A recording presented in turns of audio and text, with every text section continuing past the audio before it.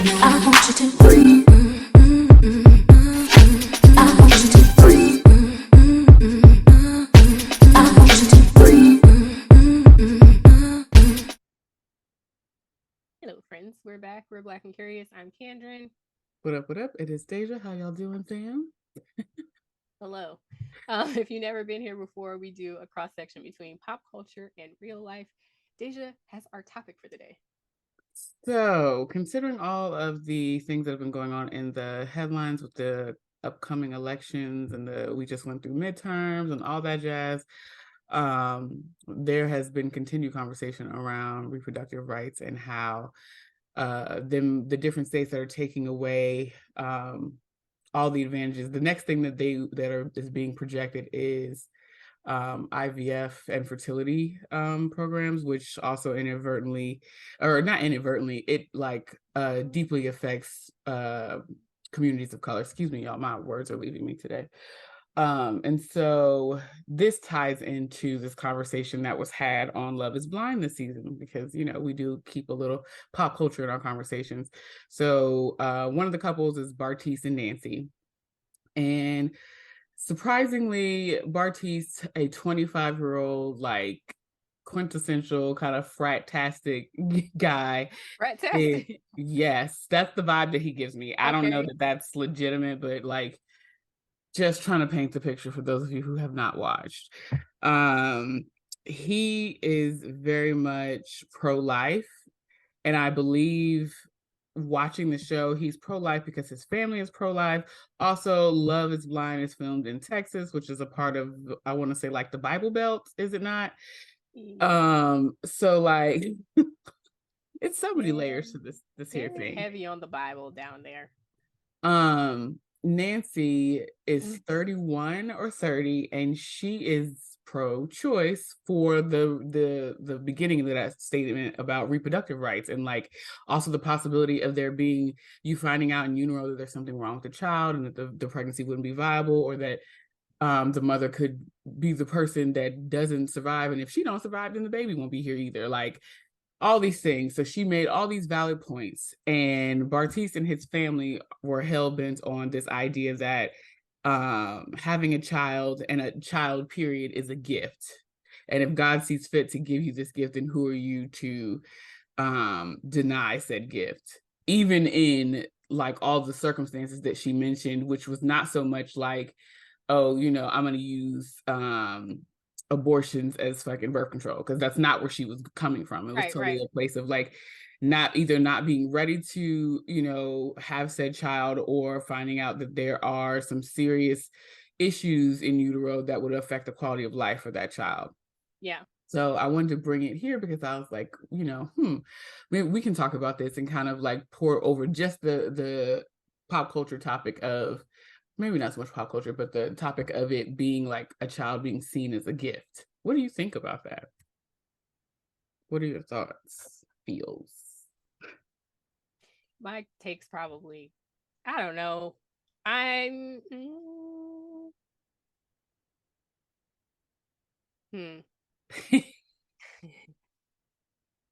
would say this.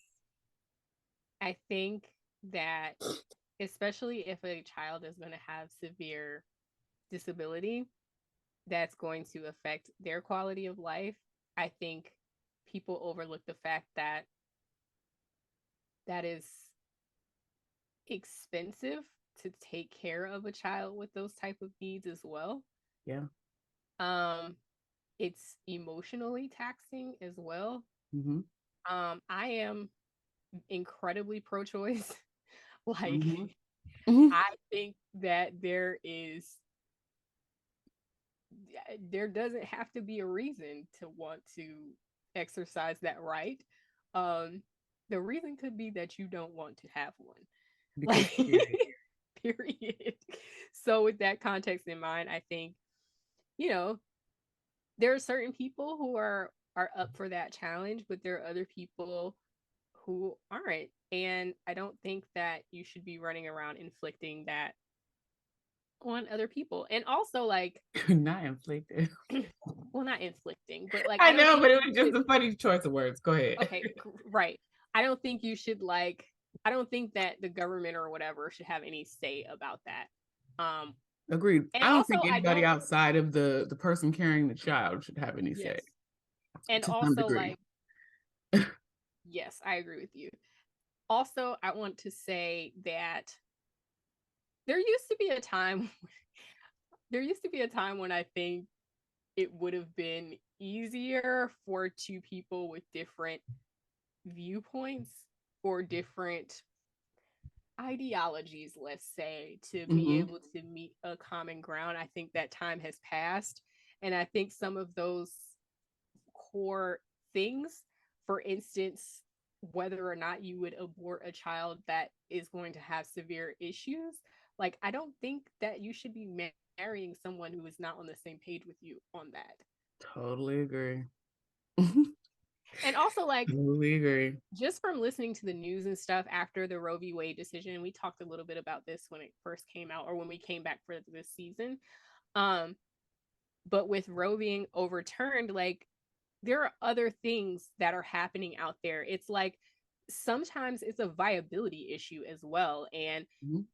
basically, these doctors and something that these like legislatures didn't really anticipate, or legislators didn't anticipate, is like the fact that if you keep a child that is not viable inside of a woman, they can go into sepsis and die.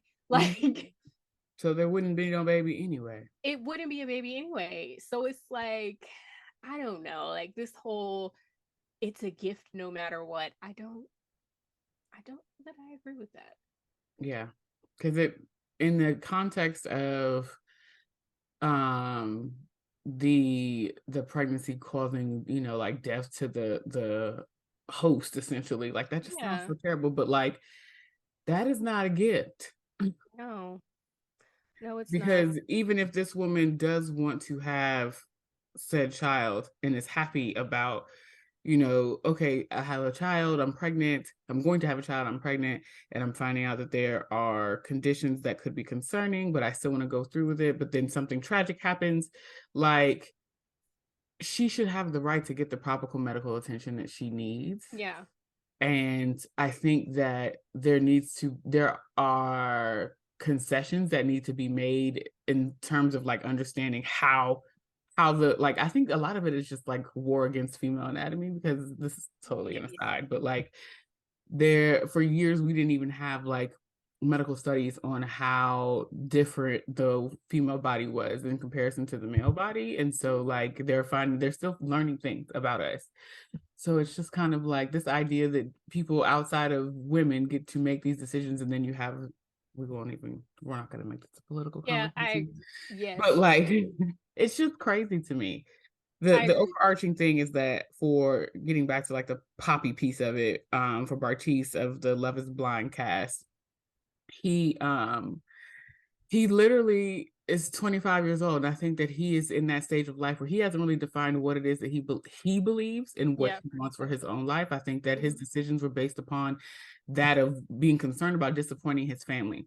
Hmm. Because in the event that he and, like said partner do become pregnant, and then he realizes, or they realize, that they don't want to have this child, I don't believe that he would move forward with it. He gives me Yeah. that energy of like, very like flighty, fratastic, like I said, like want to just be all over the place type of Yeah. individual. Because the stories also that came out about him after the fact also lend to this idea that I have of this person. Hmm. um I In terms of the show, they were definitely mismatched, because he just wasn't mature enough for the type of relationship that Nancy was wanting.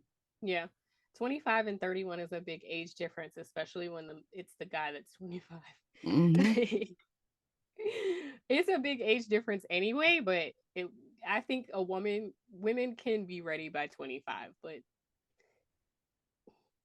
I don't even know that, because I feel like on, okay, so like on some scientific shit, I like mean, I most say of the they human can brain is be. not I don't, fully, but I yeah, mean I most said of the they human brain can isn't be. even fully formulated until about 25, 26. Yeah. I So think like it's possible. I mean, it's possible for men too, but I think generally men still have a long way to go at 25 versus a I agree. 30-year-old who's ready for, it seems like she's ready to at least start thinking about or talking about or planning for a family. I don't even know that Nancy, in the context of the conversation that they were having, I don't even know that she was like wanting to like start having babies at said point. They just, I don't even remember how they fell into this hard ass Oh, okay. conversation. Okay. And then she had to like stand before a fucking firing squad, which was his family, to like, like defend her opinions with three other people, literally, well, four people at that point, because him included, on the other side of it. That shit was wild. If you do feel so inclined Listen, to watch it, it's one thing about me, like if that is a part of the conversation, I'm gonna assume you feel very um ideologically aligned with a group that I am not.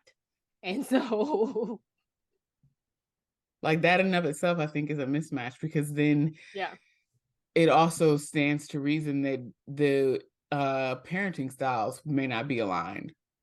correct. That's one of the huge fundamental beliefs. Like that's like a thing like with people in different religions and wanting to raise children Absolutely. and come together. Not even just raise children, but just come together as a couple. Like that is hard if you're not able to come to some sort of common ground. Like how you gonna do that? I agree with you. So, anyways, y'all, if Yes. you're watching Love is Blind, drop down in the comments. Let us know what you thought about that conversation. And yeah, We will give us see. your thoughts on Yes. this topic. Um, all of our information is down below in the description box. Like, comment, subscribe, and we'll talk to you next time. Bye. I